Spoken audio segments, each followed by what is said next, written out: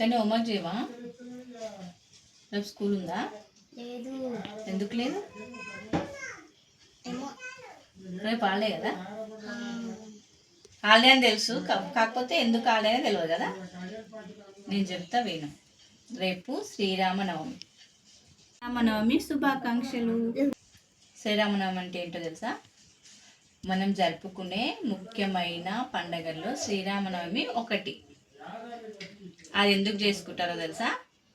ఆ రోజు మన భగవంతుడైనటువంటి శ్రీరామచంద్ర ప్రభు పుట్టినరోజు. అది ఎప్పుడు జరుపుకుంటారో తెలుసా? చైత్ర మాసంలో వచ్చే శుక్లపక్ష నవమి రోజు జరుపుకుంటారు. శ్రీరాముడు ఎవరో తెలుసా? శ్రీ మహావిష్ణువు యొక్క 7వ అవతారం అన్నమాట. ఓకే, ఈ శ్రీరామచంద్ర ప్రభు మానవ రూపంలో జన్మిస్తాడనమాట 7వ అవతారంలో. ఎవరికి పుడతాడు అంటే అయోధ్య రాజు అయినటువంటి దశరథ మహారాజు కడుపులో ఈ శ్రీరామచంద్ర ప్రభు పుడతారు. ఆ రోజునే మనము శ్రీరామనవమిగా పండుగ చేసుకుంటాం అన్నమాట.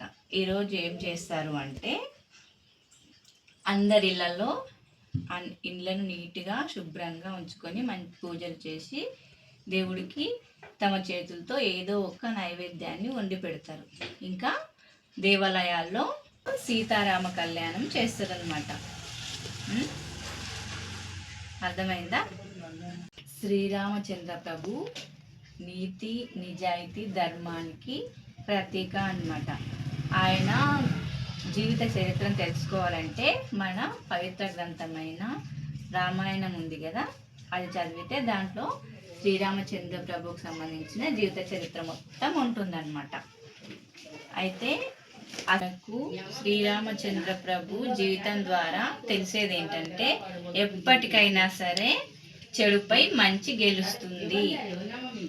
అలాగే శ్రీరామచంద్ర ప్రభు కూడా రాక్షసుడైనటువంటి రావణుణ్ణి ఓడించి గెలిచాడు. ఓకే, నచ్చిందా video? Like and share, comment, subscribe. మరి కొత్త వీడియోల కలుస్తాం.